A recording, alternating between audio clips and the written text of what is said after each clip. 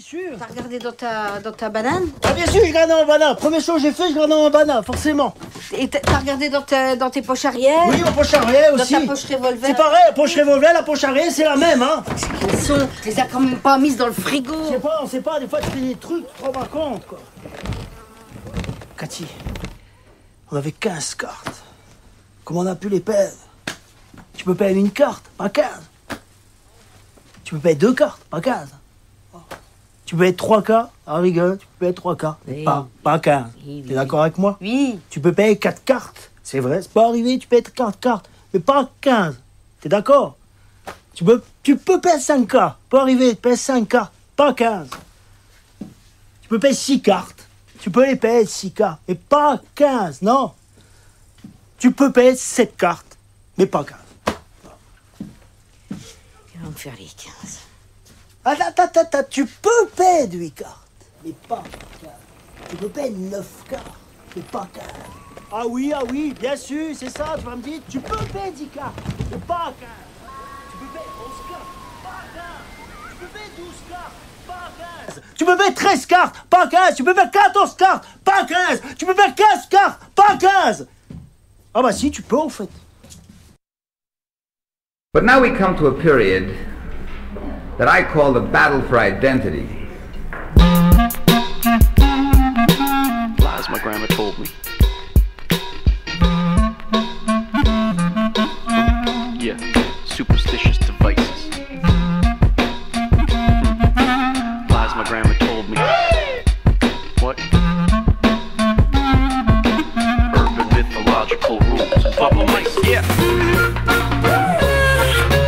Salut les kids et bienvenue dans En attendant Godard, saison 17, épisode 24. Cette semaine, émission brutalité, esprit et royauté.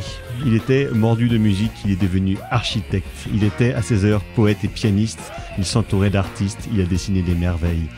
À jongler avec des compas et des règles, un crayon sur l'oreille, le veston, la cravate bien en place en attendant son whisky sur glace, comme son père le dimanche quand sonnait l'heure de l'apéro. Enfin bref, il est 19h et comme disait Peter, c'est l'heure. Eh oui, vous êtes bien dans En attendant Godard, l'émission de cinéma qui est le mieux que les autres. Et donc vous l'aurez peut-être compris via cette citation d'une chanson de François Fellman, Linda Lemay. D'accord. Bon. Donc il sera question ce soir d'architecture à l'occasion de la sortie du film de Brady Corbett, The Brutalist. Ensuite, nous parlerons du dernier long métrage en date de Steven Soderbergh, Présence. Et enfin, nous parlerons des Tuches, God Save the Tuche de Jean-Paul Rouve. Et pour parler de ce show programme autour de cette table, donc il y a bien évidemment la fine fleur de la critique du Grand Ouest. Non, pas du tout à ma gauche d'ailleurs, à ma droite. Non, il n'est pas là. À ma droite, il y a donc le Dr Erwan. Bonsoir. Erwan. Oui, car donc Thibaut n'est pas à ma gauche ce soir parce qu'il est parti en OPEX, on va dire. Dépenser toute la fortune dont sa famille a hérité durant l'occupation. Exactement, moi j'allais dire qu'il était parti pacifier les pays du Maghreb, mais c'est un peu la même démarche nationale et pédagogique, bien évidemment, dans la France. Apprenante, pour autant dire. Très apprenant. Ça sera sûrement un séjour apprenant. Voilà, mais donc Thibaut sera de nouveau des nôtres la semaine prochaine. Et à la mise en son de cette émission, il y a Margot. Bonsoir Margot, qui vous coucoute. Donc voilà, c'est la force en présence. Mais quelle force. C'est vraiment fort. Je vais essayer de faire le boulot pour deux. Ouais, exactement. Et donc, avant de passer à la section critique de cette émission, quelques nouvelles neuves de tête de ligne. Un seau de merde, docteur. Il m'a jeté un seau de merde en pleine figure. Alors les agendas locaux pour commencer, eh bien donc le prochain film du dimanche soir, parce que donc le dernier en date c'était Une histoire vraie de David Lynch. Belle séance, docteur. Oui, ça sera mon coup de cœur d'ailleurs de cette semaine. J'anticipe, je le redirai tout à l'heure. Très bien. Ça sera mon coup de cœur pour cette semaine. En plus il y avait du monde, c'était chouette. Et donc le 2 mars prochain, pour un peu annoncer la sortie du nouveau long métrage de son metteur en scène Bong Joon-ho, Mickey 17, dont nous reparlerons dans cette émission. Donc le film du dimanche soir, proposé par nous-mêmes et nos meilleurs ennemis du cinéma mort, nous avons la joie de vous proposer Snowpiercer, le transpersonnage, son film de 2014, enfin en tout cas dans les salles françaises, voilà son premier film en langue anglaise en tout cas. Meilleur rôle de Chris Evans. Oh la main, en même temps meilleur film même.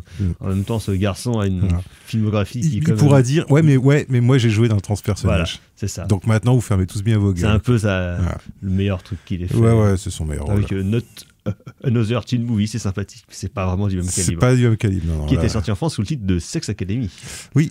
Donc rien à voir. Non, qui n'avait rien à voir. Rien à voir avec le transpersonnage qui est pas très Sex Academy. Pas trop, non. Pas moyen. Moi, il y a un manque de chair. Hein. C'est plutôt Poisson et H Academy. Exactement. Et oui, H, oui, c'est une très bonne scène d'H.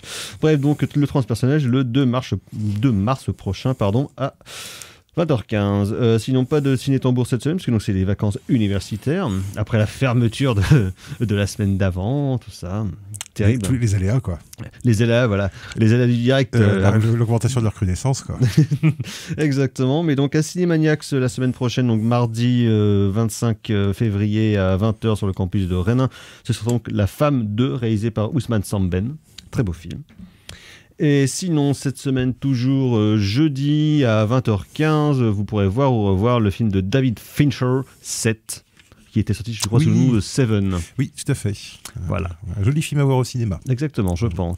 Mais si vous ne pouvez pas aller au cinéma, notamment pour ceux qui ne seraient pas à Rennes, par exemple, vous pourrez suivre aussi à partir de 20h, 20h30 normalement, le nouveau live du ciné-club de Monsieur Bobine consacré à Bob Dylan, dans lequel j'aurai le plaisir d'intervenir pour raconter, je ne sais pas encore quoi, mais sûrement des choses. Monsieur va jouer les guests de prestige. Exactement. C'est ça. Ok, d'accord. On sait faire appel aux vraies vedettes quand il le faut. Ouais, c'est bien.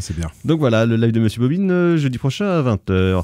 Sinon, dans les sorties nationales, plein de trucs dont nous ne parlerons probablement pas la semaine prochaine. Mais on va vous les dire quand même. Donc il y a Mercato avec Jamel Debbouze. J'ai vu la bande-annonce. Ça m'a pas tenté. Ah bah là, Jamel, il fait la tournée de tout le monde depuis des semaines. Bah, il y aura à la fois les magazines culturels, que ce soit radio, presse écrite, télé, mais aussi ceux de foot. Donc du coup, il est doublement partout. Voilà pour un peu son chat au pantin. Exactement, ça, son chat au pantin. Donc réalisé, rappelons-le, par Tristan Seguela, qui n'est autre que le fils de Jacques, qui avait aussi réalisé la série sur Bernard Tapie avec Laurent Lafitte de l'année dernière, et qui avait commencé par des comédies poète à la con, aussi avec Laurent Lafitte. D'accord. 16 ans ou rien, ou un truc comme ça, je crois. Presque. Je ne sais pas qui est ce monsieur, je ne connais pas. Jacques Seguela ? Si, Jacques, mais le fils, par contre, je ne connais pas du tout son œuvre. Par contre, Jacques, je confesse. Par contre, Jacques, t'es plutôt adepte. Ouais, la Rolex, tout ça, 50 ans, t'as loupé ta vie. La France tranquille. Puis la France qui bosse, quoi. La France qui n'a pas peur de se lever le matin pour se salir les mains, quoi. Et c'était Jacques Seguela, je crois, qui avait trouvé ce magnifique slogan pour ce film. Putain, tu te rappelles pas de ça, ce film avec ce gamin qui est le cul de jatte et dont le rêve genre qui se déplace en skateboard et compagnie, je sais plus comment ça s'appelait, Teddy ou un truc comme ça. Et je l'ai jamais vu, mais il y avait la jaquette dans les VHS, dans les vidéoclubs quand j'étais gamin, et ça me terrifiait, moi. C'était une image qui me terrifiait, ce gamin sans jambes là. J'ai topé le film il y a pas longtemps, j'ai pas encore regardé, mais donc la tagline c'était ce film est la plus belle publicité pour la vie. Signé Jacques Seguela. C'est vrai. Ce qui donnait vachement envie de voir. Donc voilà, Mercato. On a aucun lien. Sinon, il y a un film avec Omar Sy et Vanessa Paradis qui ouvre 18 qui s'appelle Dis-moi juste que tu m'aimes. Voilà, ça a l'air un film beau et sensible. À propos de film beau et sensible, il y a L'attachement de Catherine Tardieu avec Valeria Bruni-Tedeschi et Pio Marmaille, tourné à Rennes. Voilà, c'est pour ça que... Ça sera sans doute pas aussi drôle que Les Beaux Gosses. Je pense pas, non. Mais il y a Vima Laponce, donc je me dis qu'un jour, à un moment donné, je le verrai. T'es obligé. Exactement. Sinon, nouveau film d'horreur A24 par le réalisateur de Long Legs, que tu as vu, je crois. Et qui s'appelle The Monkey, d'après une nouvelle ou un bouquin de Stephen King sur un singe. Un singe mécanique, genre de peluche qui flippante, là. Sinon, dans un tout autre genre, il y a un film qui s'appelle La Fabrique du mensonge, qui est un biopic de Goebbels. Ouais, d'accord. Dans le genre singe qui fait peur aussi. Oui, exactement, c'est ça. Autre style, je pense. Autre style encore, une comédie française qui s'appelle Avec ou sans enfants. Oui, j'ai vu la bande-annonce aussi. Ça a l'air pas bien. Ah non, ça a l'air pas bien, ça je confirme. Non, je confirme, ça a l'air tout pourri. Il y a l'air d'avoir un clone de Kev Adams dedans. Alors oui, effectivement. Il y a un mec qui ressemble, mais c'est pas lui. Non, alors j'ai vu. Je sais pas qui c'est. Je sais plus son nom. J'ai vu dans. Je crois qu'il faisait genre du Danse avec les stars ou un truc comme ça. Ah, d'accord. Et je l'ai vu dans une comédie française l'année dernière. La dernière avec Christian Clavier. Jamais sans mon psy. Jamais sans mon psy, oui, que j'ai déjà oublié. Et il est très mauvais ce garçon. D'accord. Bon, donc on risque d'avoir une poursuite, on va dire, d'un schéma qui a déjà été un petit peu travaillé. Sinon, il y a le premier film en tant que réalisatrice de la fabuleuse comédienne Ariane Labed qui s'appelle September and July. Pourquoi pas. Et sinon, dans un tout autre genre, un documentaire, donc Brian Jones et les Rolling Stones, consacré à Brian Jones et les Rolling Stones. Il y en a un sur Led Zepp aussi qui doit sortir. Qui sort la semaine d'après, qui sort la semaine prochaine, qui m'intéresse plus déjà, même si j'aime beaucoup les Stones et Brian Jones, mais il y a eu 40 milliards de trucs de faits ça a un peu été parcouru aussi. Voilà, c'est un peu usé, on va dire. Donc voilà, nous allons passer à la section critique de cette émission et donc nous allons nous diriger vers les riantes années d'après-guerre aux États-Unis d'Amérique à coups de brutalisme et d'architecte. Yes, well, that's the sort of blinkered, Philistine, pig ignorance I've come to expect from you non-creative garbage. You sit there on your loathsome spotty behind, squeezing blackheads, not caring a tinker's cuss for the struggling artist, you excrement. You whining, hypocritical toadies with your colour TV sets and your Tony Jacklin golf clubs and your bleeding Masonic secret handshakes. You wouldn't let me join, would you blackballing bastards? Well, I wouldn't become a Freemason now if you went down on your lousy, stinking knees and begged me.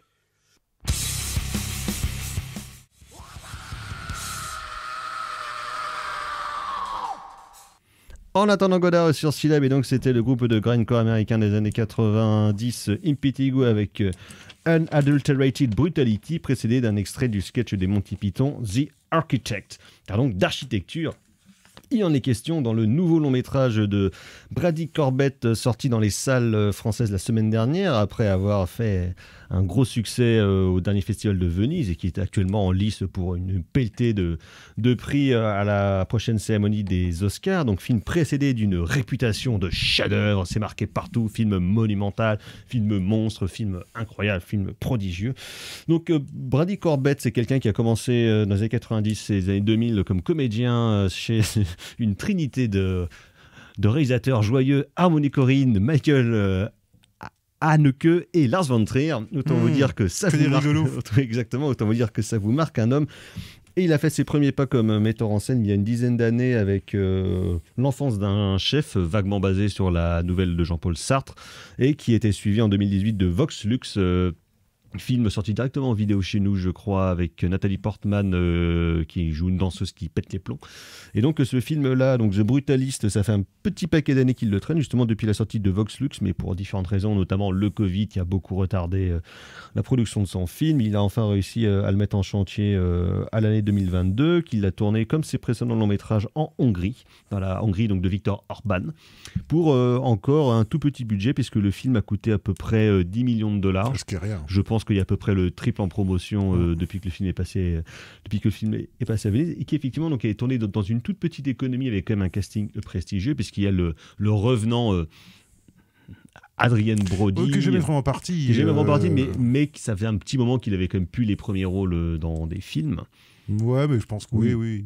Il commençait à prendre un virage, à tourner plein de séries. Ouais, mais ça n'a jamais vraiment été une star hollywoodienne. Ils ont essayé Brody, avec le King Kong. Ouais, il a eu son petit moment. Après le pianiste de Polanski. Ouais, mais même le pianiste, c'est pas un blockbuster. Non, mais c'est un film Oscar. Oui, c'est un film Oscar. Oui. Donc il y a aussi Guy Pearce, ce genre d'acteur. Isaac de Bancolé, c'est toujours très cool de revoir. Qui est toujours très cool à voir. Isaac de Bancolé, qui quand même, on le rappelle, a commencé chez Balasco dans les keufs, puis après a fini en second rôle de luxe dans les productions américaines pour Michael Mann ou Jim Jarmusch. Ouais, exactement. Il est toujours très cool. Qui a fait une belle carrière. Ouais. Exactement. Et donc de quoi que ça nous parle The Brutalist? Eh bien ça nous parle de Laszlo Toth, architecte hongrois, donc qui a fait l'école du Bauhaus, rescapé des camps de concentration et qui en 1947 part donc pour l'Amérique, retrouver son cousin et essayer de reprendre une vie nouvelle après le drame de la Shoah. Et donc il vit un petit peu de petit boulot, il vivote dans la boutique de son cousin qui vend des meubles. Et un jour, ils ont une proposition pour faire une bibliothèque dans la maison d'un riche entrepreneur américain. Ça se passe très mal, il trouve que c'est vraiment n'importe quoi de faire ce genre de choses un peu novatrices. Et finalement, acceptation culturelle, il engage Laszlo Toth, donc le méchant, enfin le grand industriel est joué par Guy Pearce, et donc il lui propose de faire un immense bâtiment pour la fondation en l'honneur de sa mère qui vient de décéder, qui serait à la fois un centre culturel, un espace sportif et une église. Et donc il va accepter de s'occuper de cet immense chantier donc qui se passe dans la banlieue de Philadelphie. Et évidemment, ça va partir un peu en sucette, d'autant qu'il cherche aussi à faire revenir sa femme et sa nièce qui n'ont pas pu encore arriver d'Europe, d'autant que la femme a des problèmes de santé. Tout ça, lui est un peu héroïnomane quand même. Voilà, que tout ça, c'est bien compliqué. Donc, on va dire, film, comme on le disait, qui part tous les pores de sa pellicule VistaVision 35 mm hurlent « Je veux être un grand film, je suis un chef-d'œuvre » qui brasse énormément de choses en termes politiques, en termes de lutte des classes, de discours sur l'art, sur l'antisémitisme, sur la Shoah, sur les questions du couple et des relations assez malsaines qui se passent au sein des différents couples, que ce soit des couples amoureux ou des couples de classe. Et donc, film très dense, puisqu'il dure 3h35 avec 15 minutes d'entracte, divisé en 2 chapitres avec un prologue et puis un épilogue. Donc, vraiment, qui prend une certaine forme, certains atours on va dire de grands films, justement, et qui veut brasser, comme je disais, énormément de choses, et qui, à force de vouloir brasser énormément de choses, je trouve, a quand même assez du mal à les articuler pour en faire un tout cohérent et finalement un tout réellement intéressant, même si le film, malgré sa durée mouse costaud, n'est, je trouve, jamais ennuyeuse, mais fonctionne beaucoup plus dans la première partie, donc la première heure 40, on va dire, plutôt que la deuxième, où finalement, là où il devrait plus, entre guillemets, rentrer dans le vif de son sujet, notamment l'architecture, le brutalisme et les relations de classe, je trouve, rate clairement sa cible, à trop vouloir en faire. Finalement, il survole beaucoup trop de ces sujets. Erwan. Ouais, alors moi, je sais que je savais pas trop à quoi m'attendre. Oui, mais on ne pouvait pas spécialement. Donc, ouais, je me suis dit, bon, 3h35, il y a intérêt à ce qu'il y ait quand même un peu de matière dedans, quoi, parce que sinon, je vais me faire chier, quoi. Et en fait, moi, j'ai pensé à plein de trucs, en fait, en voyant ce film-là. Oui, parce que le film est comme assez... Enfin, on pense à des grands cinéastes démiurges qui veulent faire des grandes œuvres. Gray, Paul Thomas Anderson, Coppola... Ouais, alors, il y a ce côté-là, mais... Tarkovsky... Moi, je m'attendais à un truc beaucoup plus... Alors, je sais, j'ai lu à droite à gauche qu'il y a des gens qui trouvent ça vachement démonstratif. Moi, j'ai pas trouvé ça si démonstratif, en fait, comme film. Il y a quelques aspects justement narratifs qui sont démonstratifs. Ouais, mais ça reste finalement démonstratif. Ça reste assez... C'est ça que moi qui m'a un peu... Moi, je m'attendais à un peu un festoche, tu vois, de vision en numérique et tu vois... Ah, il y en a quand même. Ouais, mais qui sont... Je trouve que ça va, moi, je trouve, quoi. Ça... Il y en a quand même beaucoup, parce que, par exemple, une grande partie de la construction, je trouve que c'est restreint dans son ampleur de par son manque de budget, mais du coup c'est compensé par des extensions numériques. Ouais, mais qui sont pas, moi je trouve, qui sont pas surchargés, quoi. Moi, je m'attendais à quelque chose de beaucoup plus. Il y a de la maquette, je pense, un genre de mix de plein de techniques différentes. Alors, effectivement, ça fait un peu penser à There Will Be Blood de Paul Thomas Anderson.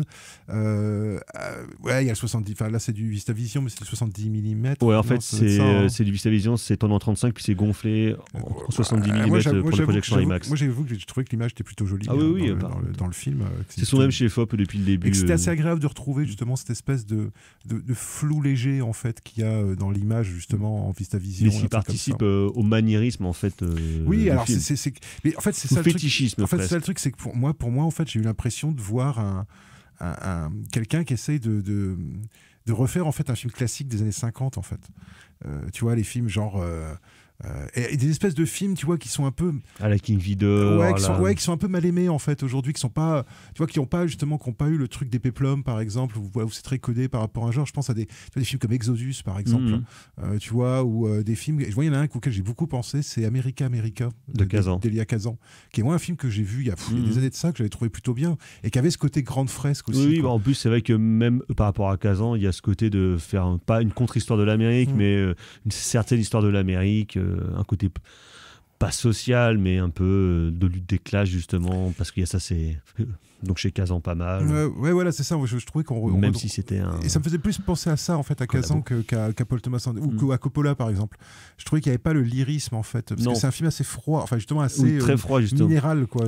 Qui moi me dérange un peu, justement. Quand même, on se trimballe 15 ans de la vie donc de Brody, enfin de Laszlo Toth, et il y a quand même ces assez empêtré, je trouve, dans pas forcément un esprit de sérieux, mais en tout cas un manque d'humour. Je veux dire, en 15 ans, ah non, ça rigole pas. C'est pas parce que t'as des drames qu'il n'y a pas quand même des moments où tu te marres un peu, quoi. Non, c'est sûr, ça rigole pas beaucoup. Non, c'est sûr ça. Pas une vanne. Ouais, c'est ça, c'est un film. Alors, je sais pas trop. Moi, j'avoue que je suis un peu partagé en fait sur ce film-là. Pour l'instant, là, je l'ai vu il y a pas très longtemps. Hein, donc, c'est-à-dire que moi, je me suis pas emmerdé. J'ai trouvé qu'il y avait moi, j'ai trouvé notamment qu'il y avait des scènes de. Je trouve que la scène d'ouverture est vachement bien. Tu vois, la scène dans le bateau, là, tout ça au départ. Moi, je trouve qu'elle est vachement bien. Enfin, moi, j'ai trouvé que c'était je me suis dit, tiens, ouais, d'accord, ok, ça va partir plutôt intimiste, quoi. Tu vois, comme et quelque part, il tient relativement bien son projet jusqu'à la fin, parce que ça reste un film d'intérieur, ça reste un film de personnages avec des conflits, voilà, il n'y a pas de grande comment dire, de grands trucs hollywoodiens, justement. Il n'y a pas cette tentation qu'il aurait pu avoir. Même musicalement, il y a la musique est très belle, mais il n'y a pas d'envolée lyrique. Non, et tu vois, par exemple, dans l'entracte, dans l'intermède, la musique qu'ils ont mis dans l'intermède, c'est assez intéressant. C'est une musique où c'est quelqu'un qui répète un morceau, ou qui est en train de créer un morceau, en fait. Et je trouve qu'il y a un truc, c'est une espèce de côté un peu mal fichu, entre guillemets, que je trouve qu'on retrouve un peu dans le film. C'est-à-dire que c'est à la fois, effectivement, il y a la prétention scénographique, en fait, d'un grand film, et il y a pour autant plutôt la mise en scène d'un film du milieu, en fait. Donc c'est un truc assez curieux, c'est-à-dire que le côté démago, enfin le côté pas démago, mais le côté démiurgique, voilà, le côté mégalo. À la fois on le sent, mais on le sent finalement dans le fait que ça soit structuré avec des trucs dont on n'a plus l'habitude, quoi, tu vois, un intermède, un machin et tout, et on sent que c'est un film qui aime bien les ouvertures de rideaux, tu vois, dans les cinoches, tu vois, qui aime bien le décorum, en fait, qui aime bien le décorum, mais finalement dans la mise en scène, c'est pas, j'ai trouvé, si démonstratif que ça. D'autant que tu te dis, pour un film qui sans entracte durerait 3h20, maintenant on fait plus d'entracte, tous les Marvel, les Avatar et compagnie, il n'y a pas d'entracte sur les films de plus de 3 heures maintenant. C'est vraiment comme une volonté. Et quelque part c'est bienvenu, quoi. Enfin, moi j'ai trouvé que l'entracte était pas malvenu, que le fait d'avoir un quart d'heure pour respirer avant d'attaquer la deuxième moitié du film, qui effectivement est plus, on va dire, plus difficile pour les personnages.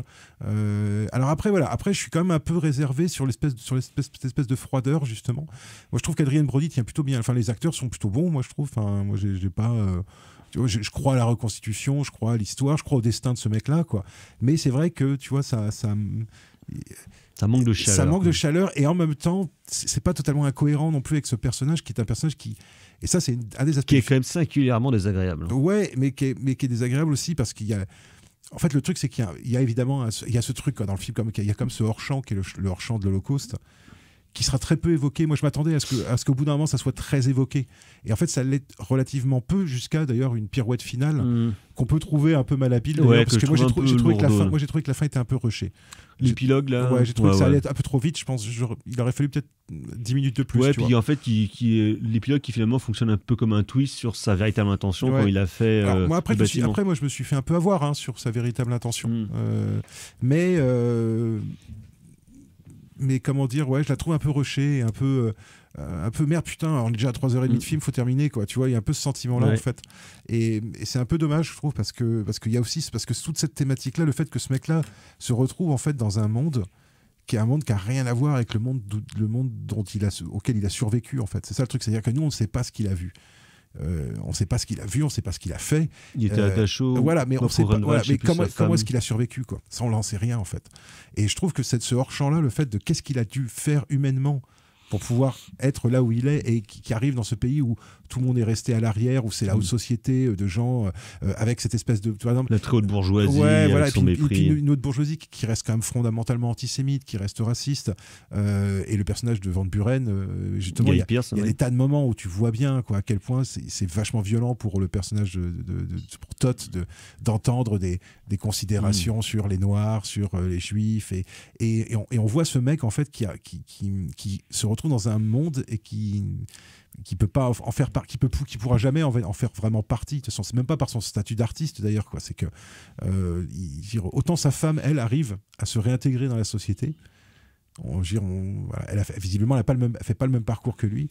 Autant lui, il bute contre quelque chose qui est son propre passé, en fait. Et moi, je trouve que toute cette partie-là du film, moi, je trouve, est d'autant plus intéressante qu'elle reste finalement relativement confinée dans le hors-champ, si on accepte justement la pirouette finale. Oui, parce qu'en plus, alors, on va divulgacher un peu, mais moi, il y a quand même des choses à dire de lourdeur de procédé, de lourdeur démonstrative quasiment, qui m'ont un peu gêné. En fait, justement sur la question des rapports de classe et des rapports de domination, qui fonctionnent à la fois sur un rapport, on va dire, de dialogue et de petits gestes, en fait, qu'il leur abaisse, notamment quand il lui jette une pièce puis qu'il l'oblige à le ramasser. En fait, on comprend très vite les rapports qu'il y a entre les deux, entre le financier. Mais c'est un peu la même logique que dans Parasite. Ouais, entre le financier, c'est pas de la méchanceté pure. C'est du mépris. C'est du mépris de classe. Voilà. Exactement. Et qui, à la fin du film, donc quand ils vont dans une carrière en Italie, si on n'avait pas compris de quoi il est question, on voit littéralement le financier qui viole l'artistique, et là finalement ça devient un truc vraiment redondant et un procédé qui est assez lourd,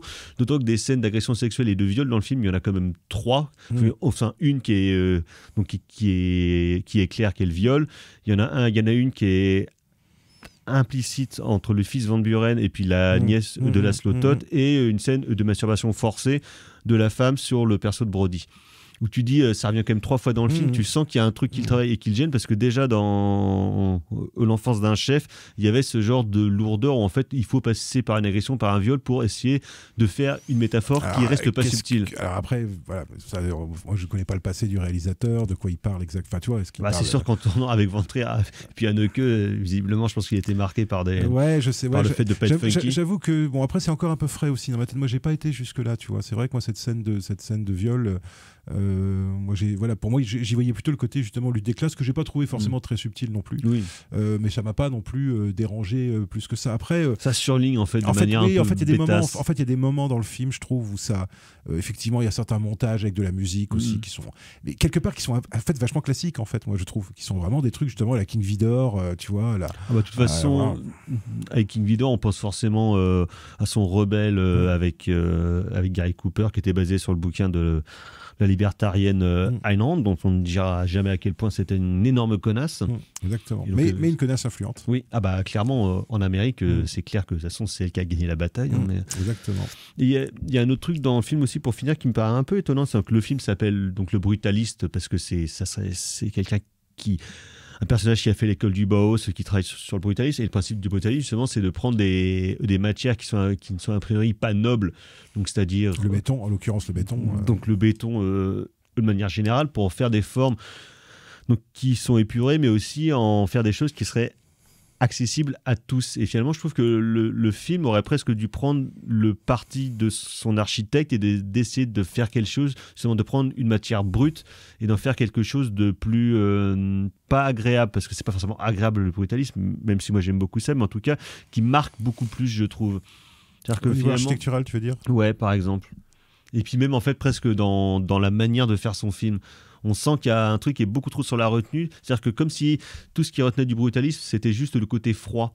Alors que le brutalisme, côté minéral, côté minéral. Alors qu'en fait, le brutalisme, c'est quand même plus que ça. C'est énormément de formes géométriques qui sont très intéressantes. Et on voit un peu ça, finalement, à la toute fin, quand il y a justement une exploration de son bâtiment qui n'est pas encore terminée, quand on recherche un personnage qui a disparu, où là, finalement... qui est une scène qui est plutôt pas mal, moi, je trouve. Qui, je trouve, est très belle en termes de mise en scène, où il y a un peu moins d'affaîtrie et qui, finalement, révèle plus le cœur de son film. En fait, moi, le truc, c'est ça. C'est que moi, je trouve qu'il y a une espèce de... Il y a un côté un peu... Justement, mais effectivement, comme America, comme certains films, effectivement, comme Exodus, finalement, des trucs comme ça. Il y a un côté un peu bancal, en fait, dans ces films-là. Et pour autant, moi, j'avoue que j'ai pas... Le truc, c'est que voilà, moi, je m'attendais à m'ennuyer vachement plus que ça, en fait. Moi, je m'attendais à quelque chose de beaucoup plus... de beaucoup moins... je sais pas comment dire ça. De beaucoup plus américain quelque part, quoi.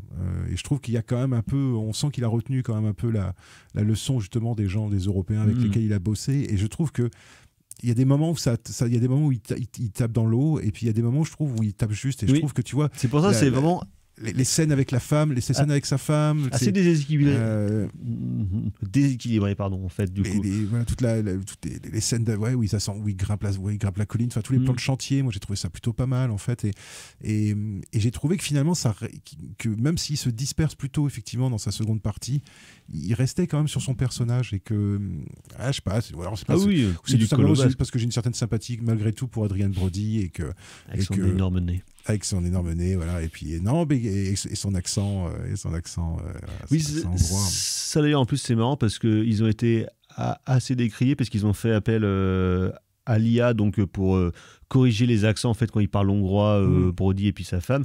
Mais ce qui, pour le coup, je trouve un truc assez intelligent, à la fois donc Corbett, il serait assez passéiste avec le 35 mm, la VistaVision, de vouloir faire un gros truc. Mais c'est une vision des années 50 pour moi. Mais qui en même temps ne renie absolument pas le fait de prendre la technologie et ce qu'elle a de meilleur pour essayer de justement de... C'est une voie assez... Moi je trouve finalement c'est une voie assez proche de celle de Fincher dans Zodiac, c'est-à-dire d'avoir du numérique mais de pas en faire un objet de pas tant que ça en faire un objet de spectacle. C'est-à-dire que moi franchement j'ai eu le sentiment d'un film en dur en fait, tu vois. Et j'ai plutôt apprécié ça, et je crois que le fait de l'avoir de la VistaVision et tout ça, c'est vrai que moi je me suis dit tiens, ça amplifie. Moi j'ai pas trouvé désagréable non plus de retrouver un peu ce côté quelque part très hyper classique en fait. Et pour moi en fait c'est vraiment un film classique quoi. Il veut vraiment s'inscrire là-dedans. Et avec ce que ça a aussi justement de lourd. Tu vois, ce que ça a d'un peu lourdingue en fait, quoi. Et je sais pas jusqu'à quel point c'est conscient et jusqu'à quel point il croit vraiment à la, la validité. Jusqu'à quel point en fait quelque part il y a une part de méta là-dedans. Oui, mais c'est marrant parce que à la fois il y aura des trucs hyper classiques en termes de mise en scène, en termes de narration, mais en même temps il fait plein d'effets qui sont très modernistes. La caméra qui se bascule, qui saute dans tous les sens, par exemple, ce genre de choses. Au début, l'arrivée devant la Statue de la Liberté, ce genre de choses, une caméra qui parfois sera très opératique, qui avec va un peu tourner, avec un côté plus effectivement caméra à l'épaule, naturel entre guillemets. Voilà, effectivement, oui, un peu plus proche de Lars von Trier, effectivement, oui, que de Preminger, quoi. Mais tu vois, par exemple, dans le montage, je trouve que le rapport à la musique, par exemple, le rapport entre le montage et la musique, moi je suis retombé sur des formes finalement qui sont des formes assez, je dirais pas convenues, mais qui sont des formes qui appartiennent finalement à une autre époque. Donc c'est vrai que effectivement ça rejoint peut-être un peu aussi l'idée de raconter une histoire avec des effets spéciaux numériques, mais qu'on essaierait de se dissimuler au maximum, enfin, une espèce je te dis, moi je m'interroge un peu en fait sur le statut du film en lui-même, c'est-à-dire de savoir est-ce que c'est un hommage en fait à ces films-là des années 50 auxquels j'ai pas arrêté de penser pendant tout le film, ou est-ce que c'est, je veux dire, il y a il n'est pas que dans le méta, et franchement il y a une espèce de vision, il y a quand même une réflexion sur son propre statut, en tout cas sur le metteur en scène, à l'ère contemporaine, les rapports avec les producteurs, avec les financiers. Il y a une certaine tentative justement de manier, comme on dit pour le Japon, la tradition et la modernité. Parce que moi ça m'a un peu fait penser aussi à Babylone. Oui, il y avait un petit côté aussi. Le film de Chazelle qui est sorti il y a 2 ans. Où il y avait plus d'humour dans le film de Chazelle. Pas toujours très fin. Il y avait plus de caca. Mais il y avait du caca d'éléphant. Exactement. Donc il y a un peu ce côté-là. Ça m'a fait penser un peu à The Master, mais en moins chiant. Oui. Ah oui, ça c'est chiant. Parce que The Master, c'était chiant. The Master, surtout, ça se la racontait vraiment, quoi. Et là, je trouve que ça se la raconte, mais en fait, il s'arrête, je trouve, il s'arrête au point où on peut lui pardonner. Oui, voilà. C'est ça, il s'arrête. Il se la pète, mais il n'est pas trop arrogant. Voilà, et pour moi, il s'arrête au point où on peut lui dire bah c'est bon. Alors que Paul Thomas Anderson, on sait qu'il est très sûr de son génie. Oui, et justement, il est jamais aussi bon. Moi, je trouve que quand il oublie un peu, tu vois, pour moi, Licorice et Pizza, ça m'avait plus plu parce qu'il s'oubliait un peu, quoi. Tu vois, et ça faisait pas de mal non plus. Oui. Alors que là, peut-être c'est une histoire d'âge aussi. C'est un jeune réalisateur finalement, ce réalisateur-là. Donc il a 36 ans. Hein. Mais après, moi je peux pas non plus cracher à la gueule d'un mec qui me dit qu'il a de l'ambition, quoi. Tu vois. Enfin, je gueule assez sur le côté téléfilmesque de plein de films pour pas être totalement non plus en désaccord. Donc effectivement, un objet bancal, mais j'ai pas mais que j'ai pas trouvé antipathique. Exactement, bien d'accord. Donc The Brutalist de Brady Corbett actuellement dans vos salles. On va continuer à parler sorties récentes et on va se diriger vers des fantômes. Ghost!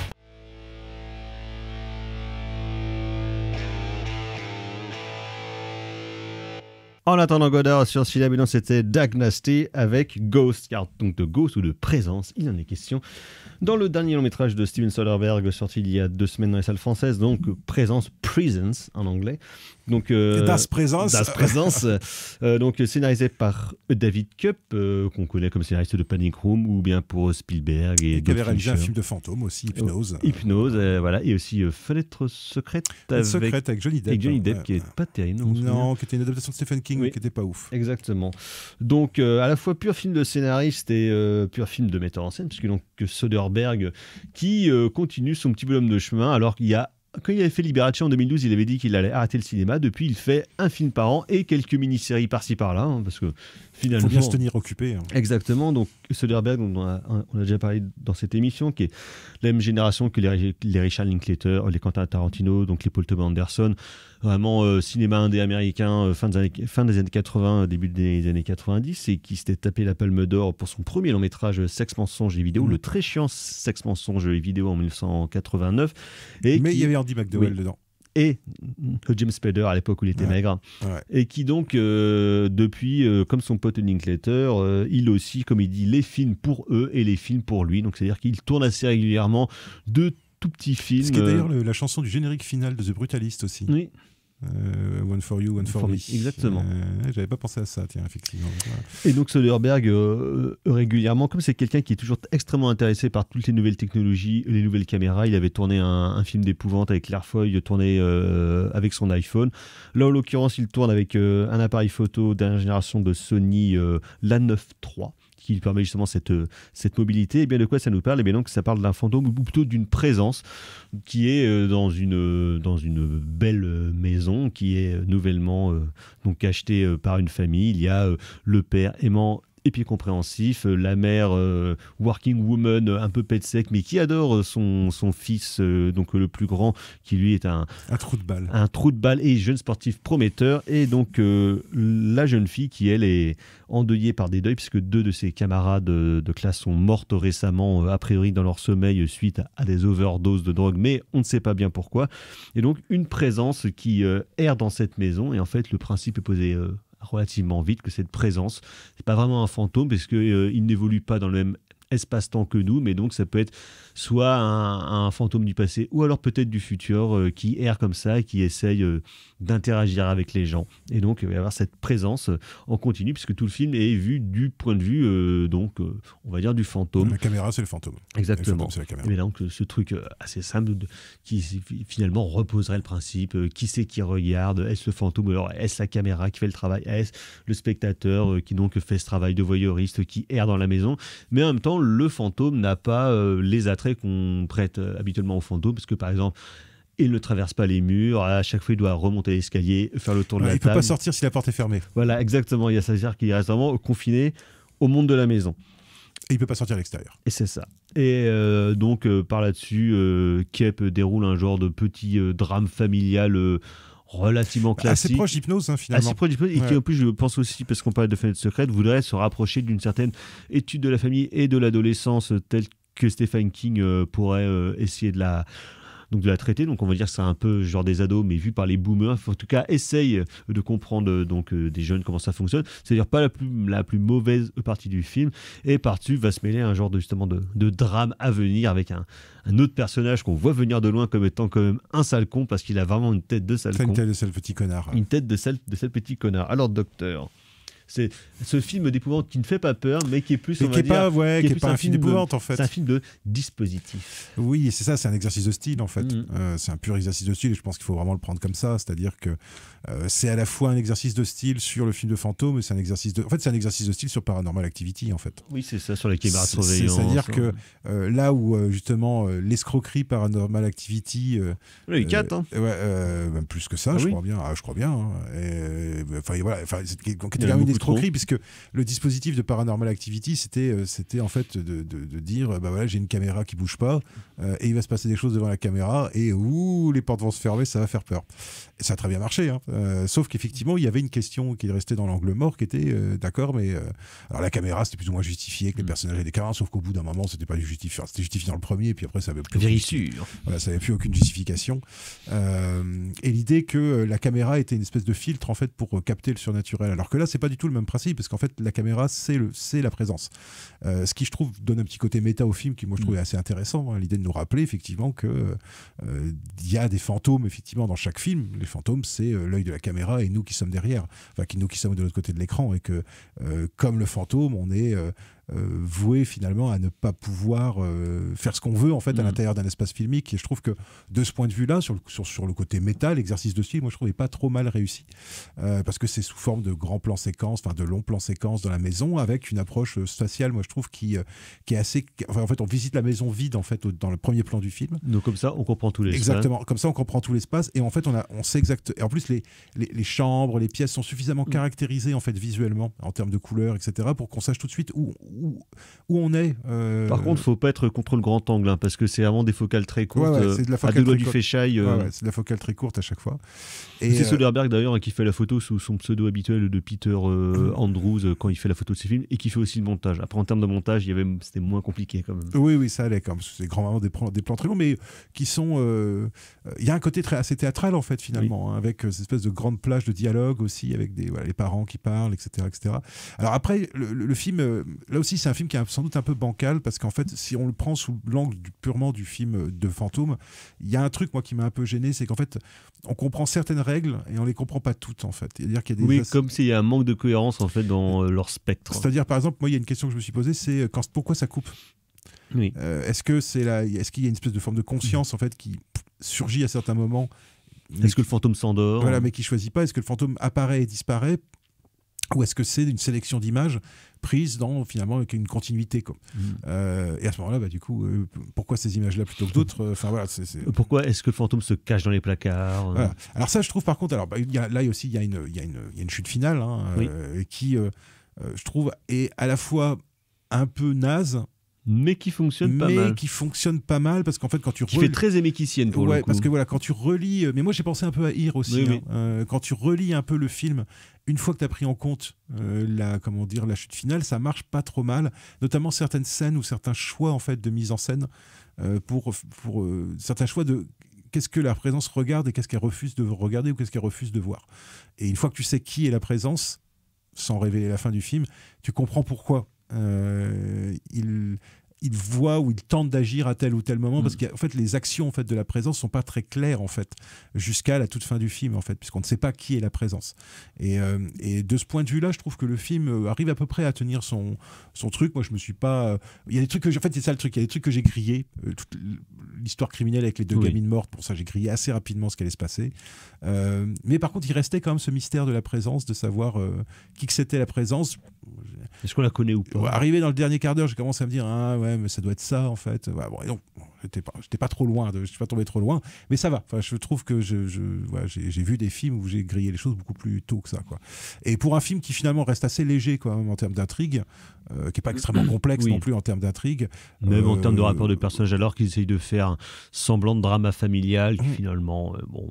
Mais je trouve que les rapports entre la mère et le fils, la mère qui est pas claire, parce que ça aussi, il y a une espèce de hors-champ dans ce film-là où on sent bien que la mère, elle a piqué du pognon dans sa boîte, mais on sait pas trop quoi, le mari sait, il veut pas savoir, enfin, et je trouve que c'est assez, la dynamique en fait intrafamiliale en fait est plutôt intéressante avec le frère qui est un peu un connard. Je trouve qu'il y a des c'est pas, encore une fois là aussi c'est un film qui est pas réussi tout le temps, mais je trouve qu'il se regarde sans déplaisir. Et qui pour le coup fait 1h25, hein. Donc contrairement au Brutaliste, exactement, qui est la moitié de The Brutalist. Vous pouvez le voir deux fois. Vous pourrez aller le voir deux fois, ça fera même pas la durée du Brutalist. Exactement. Donc présence de Steven Soderbergh, qui de toute façon nous ressort un film dans l'année, je crois, avec Michael Fassbender. Donc il continue son petit bonhomme de chemin, toujours en retraite. Très bien. Moi, je suis pour. Donc, nous allons passer au dernier film de cette émission. Le blockbuster de l'émission. Pour le coup, je pense que c'est le film le plus cher de la semaine, parce que donc Présence a coûté $2 millions, 10 pour ce Brutaliste. Et là, clairement, un vrai blockbuster. Et on va tout de suite écouter un petit extrait du troisième film. Ça, c'est la banane qui va redonner la banane à la France. Parce que si t'as la banane, t'as la cerise. Si t'as la cerise, t'as le gâteau. Si t'as le gâteau, t'as la crème. Si t'as de la crème, t'as pas de coup de soleil. Mais si t'as pas de soleil, t'as froid. Et t'as du givre sous ta voiture. Alors tu prends une raclette. Et si t'as une raclette, t'as le fromage. Et c'est qui paye du fromage? C'est la France. Vous êtes toujours dans En attendant Godard. Logique imparable. Exactement. Et donc, c'était un extrait des Tuches 3, donc réalisé par Olivier Barou. Et donc là, c'est ce 5e opus donc, de la saga des Tuches qui a commencé déjà il y a en 2011 ou 2012, je crois, ça ne nous rajeunit pas. Et donc le 5e film qui, cette fois, à l'inverse des 4 premiers qui ont été réalisés par Olivier Barou de Quel est Olivier, et donc là est réalisé par John Paul Rove. Petite friction avec Olivier Barou, comment on dit des différents artistiques. Exactement, comme on le dit de manière pudique. Et donc Jean Paul Rove qui est l'acteur principal et la vedette donc, de cette saga à succès au combien, parce que déjà le 5e film, et là le 5e a fait 1 million d'entrées en France en moins d'une semaine. Saga étrange, notamment parce que on sait bien, dans les sagas au cinéma, en général, les films sont de moins en moins bien. Après, un premier opus qui est en général assez pétardant, un deuxième qui est bien, voire parfois mieux que le premier. Après, en général, ça part un peu en sucette. C'est ce qu'on appelle le modèle Planète des Singes ou le modèle Superman. Exactement, c'est ça. Et bien là, c'est tout l'inverse. C'est une des rares sagas, et notamment une saga comique, qui s'améliore de film en film. Et croyez bien que j'en étais le premier surpris. Alors après, parce qu'on part de très loin. Voilà, s'améliorer, c'est-à-dire c'est ça, c'est parti de rien pour arriver à pas grand-chose. Je veux dire, c'est déjà pas mal. Écoutez, monsieur. Hein. Mais non, voilà. Donc effectivement, Jean-Paul Rouve dans le rôle de Jeff Tuche, de la fratrie Tuche. Après, donc le premier épisode, ils avaient gagné au loto, ils étaient partis à Monaco. Le deuxième, ils étaient partis aux États-Unis d'Amérique pour rejoindre donc que le petit coin qui faisait ses études. Dans le troisième épisode, il est président de la République. Et dans le quatrième épisode, plus modestement, on revenait à un film de Noël qui, alors étonnamment, jusque-là, était vraiment le plus drôle de la saga, avec de très bonnes choses. Et je vais pas dire une finesse d'écriture, mais en tout cas, justement, quelques petites subtilités d'écriture. Quelques saillies drôlatiques, effectivement, qui faisaient extrêmement bien, et toujours sur ce thème, justement, de la famille, de la réunion, et surtout de l'importance de ne pas travailler, ce qui est quand même plutôt pas mal.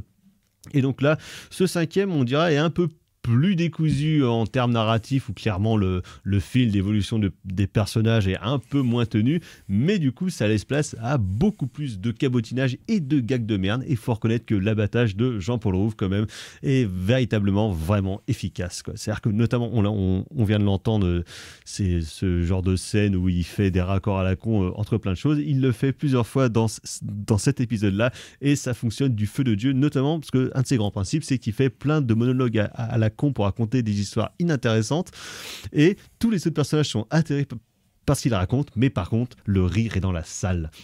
Et ça fonctionne bien. J'ai l'air que vraiment. Alors c'est rare, j'ai ri à la première seconde. Parce tu as ri de bon cœur. J'ai ri de bon cœur et à la première seconde, parce qu'en fait au début du film, Jean-Paul Rouve décrit tous les logos qu'on voit à l'écran.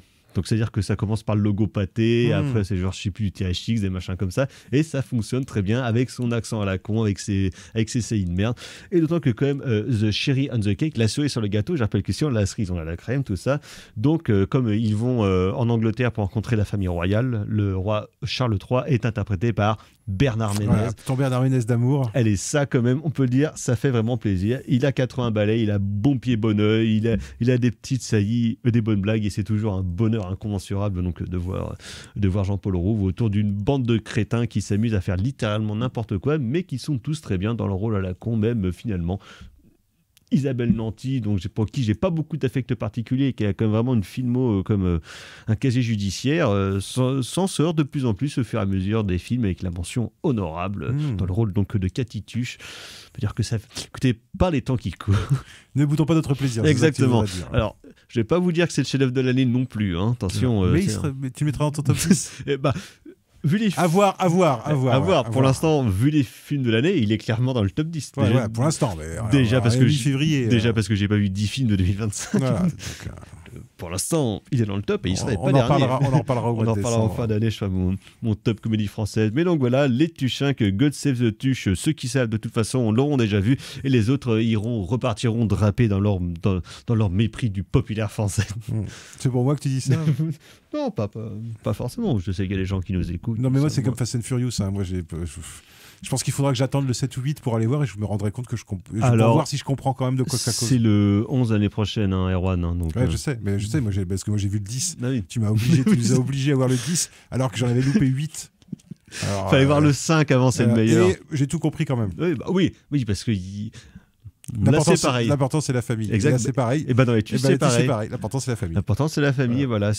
Écoutez, moi je trouve ça très beau. Mais je sais que c'est une valeur qui te plaît beaucoup. Ça. Voilà, tout comme la valeur travail. Exactement. Tout comme la patrie. Et la valeur effort. La valeur effort surtout. Le travail sans effort, c'est pas vraiment du travail. Non, c'est mon côté protestant. Il faut souffrir un peu, il faut en chier un peu pour après avoir le meilleur. T'as des péchés à faire pardonner. Exactement. Donc les Tuchins, que God Save the Tuche, évidemment recommandé par l'ensemble de la rédaction. En attendant Godard. On va passer. Comme le prochain Michael Bay qui n'est pas encore sorti, qui est d'avance. Alors, film de fiction, je sais pas, mais son prochain film à Michael, c'est un documentaire sur le parcours. Non, Film avec des drones. Tu vas nous faire regarder ça. Ah oui, je sais que tu vas nous faire regarder bien ça. sûr, évidemment. Putain, j'en ai rien à foutre du parcours. Moi, Mais moi non plus, j'en ai rien à foutre du parcours. C'est un film d'auteur, Erwan, on se doit. On en reparlera. On en reparlera, bien évidemment. On va passer au coup de cœur. Tout à coup, Jean-Michel Mimosé. C'est de la merde. C'est de la merde. Je voudrais que tout le monde s'imprègne. Merde. Tout le monde s'imprègne de cette. C'est vraiment la plus grande merde des merdes. Alors, les coups de cœur, docteur. Je l'ai un peu spoilé tout à l'heure en début d'émission, mais je vais le redire. Donc, ça sera donc une histoire simple, de David Lynch, film que j'avais jamais vu au cinéma et qui a été très bien restauré par Carlotta sous la supervision de David Lynch lui-même. Donc, un film qui était bien joli à regarder et très agréable à voir au cinéma. Voilà. Donc, c'était une manière, je trouve, très très sympathique de la part de l'Arvor de dire au revoir à David Lynch avec son film finalement le plus calme, qui est en fait une sorte, en revoyant le film, je me suis dit mais en fait c'est un remake des Fraises sauvages de Bergman. Ah oui. Voilà. L'histoire d'un vieux monsieur qui fait le bilan de sa vie en allant sur la route et il rencontre des gens. Eh oui. Voilà. Bien joué, bravo David.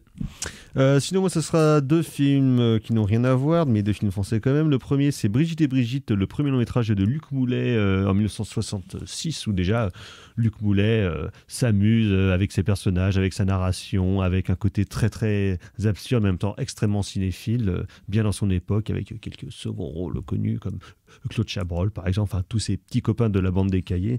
Et donc, c'était tout à fait absolument chouette et une mine pour des futurs extraits sur la cinéphilie, notamment. Papier des hannetons. Et sinon, j'ai revu dans un tout autre genre le chef-d'œuvre de Patrick Schulman et la tendresse bordel, toujours comédie absolument merveilleuse avec le plus grand acteur suisse du monde, Jean-Luc Bidault, qui est toujours j'adore Jean-Luc Bidault, c'est un acteur prodigieux et formidable et qui dedans est non seulement formidable, mais alors il est on fire total. Quand tu le vois dire à son neveu, tu seras un homme le jour où tu arriveras à sauter à pieds joints dans ton slip, et bien écoutez, ça c'est une belle leçon de vie. Il faudrait faire une rétrospective à Schulman. J'adore Schulman. À la Cinémathèque. Ah bah carrément. Hein. Il tourne plus. Hein. Il est mort. Ah, il est mort. Ça, tout s'explique en fait. Voilà, l'excuse minable pour ne. Ah merde, il est mort. Oui, il est mort il y a quelques années déjà, accident de la route, je crois. Au début des années 2000, mi-temps des années 2000, je crois. Sombre destin. Exactement, terrible. Mais donc, revoyez les films de Patrick Schulman, même prof, c'est chouette. Avec un prof d'histoire qui s'appelle Charles Marx. Oui, c'est ça, Charles Marx. Malgré qu'il y ait Patrick Bruel, c'est un bon film. Oui. Mieux que l'Union Sacrée, par exemple, de Alexandre Arcadi avec Patrick Bruel. Oui, mais Alexandre Arcadi, c'est pas pareil. Non, c'est pas tout à fait le même genre. Mais donc, et la tendresse bordel de Patrick Schulman. On se retrouve la semaine prochaine pour parler de sortie direct to VOD. Mais oui, Erwan, si tu lisais les mails, tu verras. Ouais, il faudra que tu me redises. Merci Margot, la mise en son de cette émission. Merci docteur. Prochaine émission. Ah, ciao, bonsoir. Salut.